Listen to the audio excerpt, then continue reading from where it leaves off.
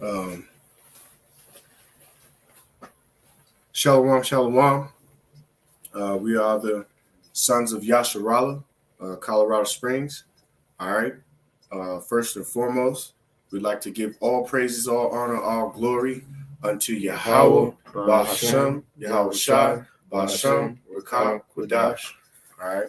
We'd also like to give double honors unto the elders of GMS, who are the true leaders of Israel, whether you can accept that or not. All right. And we would also like to extend a sincere salam to all the Yakim out there who are pushing this truth and sincerity to the four corners and four winds of the earth.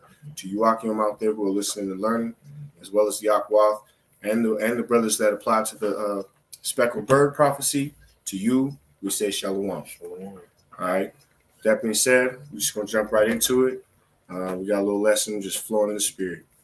Brother, go ahead and get that 64 and that Psalm 64 and 8. This is the book of Psalms, chapter 64, verse 8. So they shall make their tongue to fall upon themselves. All that see them shall flee away. You're starting to witness that, man, in the global media. Everything that E is saying and moving and trying to, all his narratives that he's put together and all these things that he's got going on in the world, man, all these things are falling apart, or there's a bunch of lies behind this, or a bunch of misinformation about this. All right. The E's being found out to be the lie that he is, man, and the devil that the Bible so quote unquote speaks of, man. All right. Did you get another? Okay, Con.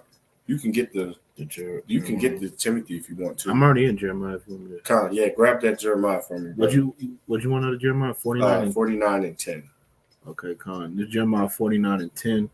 But I have made Esau bare. I have uncovered his secret places, and he shall not be able to hide himself. His seed is spoiled, and his brethren and his neighbors, and he is not. That's right, man. He is through, man. All right. He's bare. He's been found out. All his little secret, societies and huddle groups and things of that nature where they, conspire and be in confederate against the other nations, man. The world is aware of them now, man. All right. The world sees E for who he is now, man. All right. He doesn't have the sway in the media that he used to have. He doesn't have the ability to, sway the masses with nonsense anymore, man. Right? And that's through the power of Yahweh Shem Yahweh Shai, taking them out of that power seat. Them, no one believes what they're talking about no more, man. They're done. All right. That was it on that, brother. Appreciate it. We can jump to, did you get the Timothy, brother? No, we can jump straight to that. And I saw you had the meaning pulled up. This is the book of 1 Timothy chapter 6, verse 20. O Timothy, keep that which is committed to thy trust, avoiding profane and vain babblings, and oppositions of science falsely so called. Go break that down, bro. So, Paul writing this to Timothy, right? So in the spirit, the apostle Paul, right, as we can relate it to today, you see what I'm saying? A disciple of Yahweh Shai, keep which is committed to thy trust. We have trust in this faith, man. The promises, the rewards, everything that Yahweh Shai basically said that the elect is going to receive, Lord willing, we of that number. All right. And us being a part of this, there's going to be opposition, so to speak, that they're going to be talking profane and vain babblings. Profane means outside the temple. Right? When you get down to it, it's not cussing, right? Profanity, all right? When you go down to the etymology of the word. Vain means useless, worthless. So babbling, constant talking, right? And it means nothing. So people's going to say a lot. Basically, the opposite of holy conversation, because that is what we're supposed to be in. All conversation is supposed to be holy. You see what I'm saying? So oppositions of science, falsely so-called. So now when you go into the Greek, to see that word science is gnosis, where you get the word Gnostic or everything from, like that, right? The diagnostic is right. So when we go into it, gnosis means knowledge, signifies in general intelligence, understanding, the general knowledge of Christian or Israelite religion, the deeper, more perfect, and enlarged knowledge of this religion, such as belongs to the more advanced, especially of things lawful and unlawful for Christian Israelites. More moral wisdom, such as is seen in right living. Okay, that's heavy, bro. So we supposed to avoid oppositions of science. You see, because the real science, see, when you go into the English word of science, etymology, it was from the mid 14th century. What is known, knowledge of something, acquired by study, information. Doesn't the scripture say for us to study to show ourselves approved? Right? So it goes all the way down to Latin scientia, right? Knowledge, a knowing, expertness, right? And then it goes to sayer, to know, probably originally to separate one thing from another, to distinguish, related to scientia, to cut, divide, to split, rend, cleave. All right, so that I just brought it up. Matter of fact, it's in Timothy as well. Study to show ourselves approved, a workman that needeth not to be ashamed, rightly dividing the word of truth. So the real scientists, so to speak, in the etymology of the word are the Israelites. Why? Because we study, we're in the know. You see what I'm saying? And our people were destroyed for lack of what? Lack of knowledge, man. So avoiding oppositions of science, falsely so-called, man. Anybody else that is claiming to know this and know that, false doctrines, this and that and the third, you know what I mean? Basically cutting it with the sword. Hebrews 4:12, which is the word of the Most High. That's right. Well said, brother. Well said. Shalak. Would you pull up that Wisdom 10 and 5, brother? I think that was what I had, right?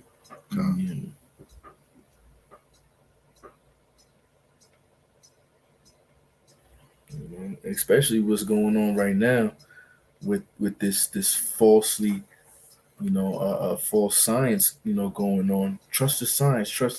Right, trust the it ain't real science because it ain't real knowledge, man. If you go down into the word, it ain't real knowledge, so it ain't real science. Nope. Go ahead, bro. Wisdom 10 and 5. Moreover, the nations in their wicked conspiracy being confounded, she found out the righteous and preserved him blameless unto Yahweh, and kept him strong against his tender compassion toward his son. That was it on the 5. Hey, man, and you got, they've been confounded and found out, man. Whereas then you have the righteous who are all of a sudden, out here on the highways and byways or all through the internet and spreading the truth and, in truth and sincerity all over the planet, man. All right. Those are the ones that are near and dear to your house, that are going to, eventually, Lord willing, receive the ultimate prize at the end, salvation and a crown and a seat next to as a ruler next to him, man. All right. And when you look at this, when that's known and that's the case, all right, then it starts to make sense why society has these racial divides, why things are set up systematically to keep Jake in the position they're in now, man. All right. The reason why drugs are pumped into the hoods, the reason why guns are dropped off on train tracks and left in alleyways in certain parts of the country, man. All right. Because the further you keep Israel from calling on the name of Yahweh Bashem Yahushua, the more hell they catch, man. Yeah, that's that conspiracy, man. Goes back to Psalm 83. All these, nations came together in confederacy, against the people, man. Made up scientific theories on why racism, according to them, is, like lawful, basically to make, wicked,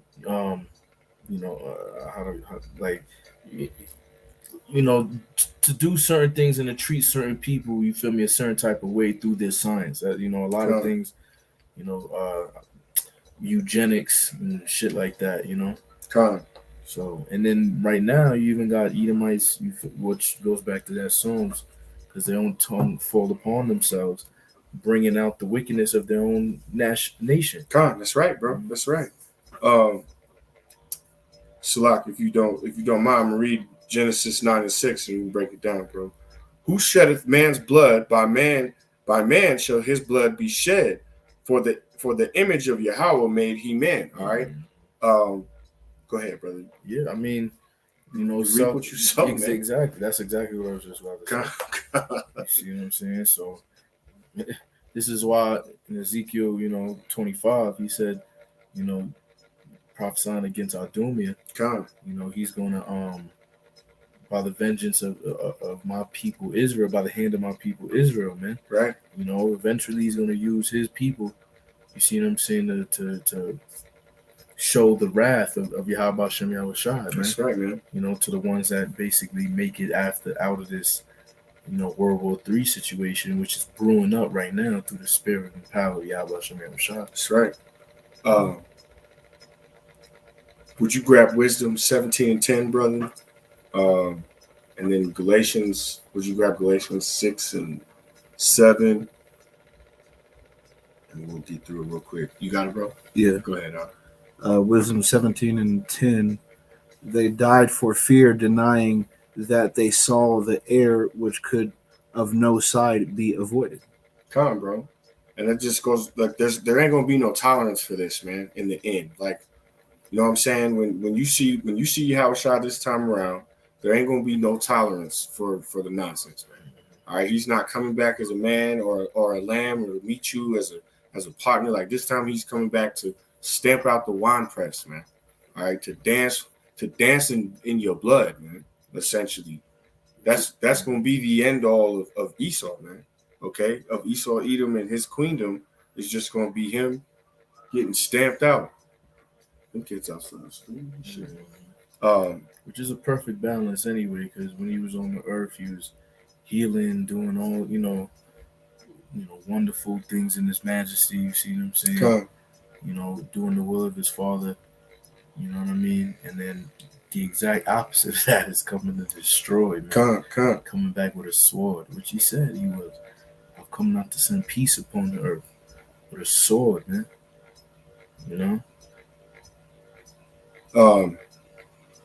That's Galatians 6 and 7, right? Oh, okay. I got it. Okay, no, that's what I thought. Mm-hmm. This is Galatians 6 and 7. Be not deceived. Yahweh is not mocked. For whatsoever a man soweth, that shall he also reap. So that goes back to that Genesis, because which also, what script is that? Because thou hast not hated blood shall pursue thee. Right? So to Esau, Edom, referring back in Genesis, script you just brought up, that through a man, sheddeth blood, by a man shall his blood be shed. You see what I'm saying? Because the Most High is all about balance. There's too many scriptures to show that. Right. That constant reminder that Manifest Destiny has a part 2, man. All right. So yeah, you got to come out of the Caucasus Mountains and shove Christianity down people's throats at the end of the spear. All right, whether you were forced to speak Spanish or several other languages. Yes, you were able to chain up the Southern Kingdom and load them onto ships and take them to the Americas and sell them as slaves. And you profited from this as you murdered, raped, robbed, and committed atrocities to the top. Okay? And now you're sitting at the top, ruling over everything, and all the prophecies are ringing home, and it's about time to pay the bill. You know what I'm saying? He's like that. He's sitting at the table knowing he got to pay, but he ain't got nothing to pay with. He thinking like, man, I should dine and dash, but all the waiters is track stars. They're going to catch you and whip your ass. You're not going to get out of this one, man. It's over. It's finito. Let me get this Colossians, and then, brother, would you grab Revelation 18 and 6 in there? So like this is Colossians 3 and 25, and it reads, "But he that doeth wrong shall receive for the wrong which he have done. There is no respect of persons." So, even with us, man, like we're subject to our own sin. We're gonna have to, pay the piper, so to speak, at some point for the things we've done. Lord willing, we be found blameless and, slip through the crack through our works or faith or whatever it takes. But, for them and the heathen, And Eve in particular, that's your ass. It's your ass, man. It's over with. Like, most I don't have no respect for you heathens. You're not even dealing with you. So it's over with. And then go ahead, brother, and we'll wrap it up. Come on. This is Revelation chapter 18, verse 6. Reward her even as she rewarded you, and double unto her, double according to her works. In the cup which she hath filled, filled to her double. You know, so I mean, you know, talking about Babylon and who, you know, run Babylon, you know, the international banking families of the nation of Edom, man. All right, starting with them, going all the way down, because everybody else that not only had a hand, but what's the name? You know, glorified in that, you know, your so-called white supremacy and all of the system, right? You know, benefited from all of that. Yeah, the image of the beast, man. That's why a lot of y'all worship it. Y'all love this new Roman rule. You know, Babylon, the superpower, make America great again, and democracy, and right, worshiping Eve and all of that. Yeah, that whole everything. You feel me? So the Most High is basically saying, all right, not only, you know, through his armies, through the angels, his elect, the missiles, reward her, you know, Babylon, you feel me, as she has rewarded you. And what has Babylon rewarded us with? Nothing but oppression, hell, destruction, disease, you know what I'm saying, so on and so forth. You know, so a lot of just, you know, destruction will come to Babylon. I mean, we know it at the end of all things, as far as, you know, that lake of fire, man. ICBMs, you know, hitting Babylon and all that, you know. So that's back to the reap of what you sow, you know. You made everybody else drink of your wrath, a cup of fornication, so you're gonna drink, man. You know. Come. So I mean, hey, you call us out, brother. I mean, you know, it is what it is. You know, we see what's going on right now. You know, Esau Edom is basically, his back is against the wall. Right. Specifically over here in Babylon. And Yahushua said, you know, a kingdom against itself, can it stand? Roughly paraphrasing. It's a rhetorical question, man. Yahushua knew the answer. Yeah. And he knows the elect know the answer. Right? No, it's not going to stand. Right. You feel me? And this is why the elect of all 12 tribes, starting with the governing body, right, the 144,000, the house of David, is coming together, because we cannot be divided against, you know, each other, man. You know, just because, you know, you a so-called Latin-looking brother, or so-called, you know, Native American-looking brother, or so-called, you know, Negro-looking brother, man, we all the same, you know, share the same bloodline, man. You know, so, you know, on the other end, you know what I mean, that's where it's at, as far as how, you know, Esau's at the back, his back is against the wall, and he's about to show his wrath, man. You know, that's why you get hasty, you know what I'm saying, when, like, you put a ravenous dog and you know, corner a dog, he's the most dangerous. Hey, the devil shall come on you, show him great wrath, man. You know, so with that, you know, we're gonna wrap it up, close it out. Lord willing, was edifying. We're gonna give all praises unto Yahweh, Ba'ashem, Yahushua, Ba'ashem, Okak, Kodash. All right, double honors to the apostle elders, great millstone, peace and salutation, hope for elect. To the next time we say shalom. Shalom, Marcus.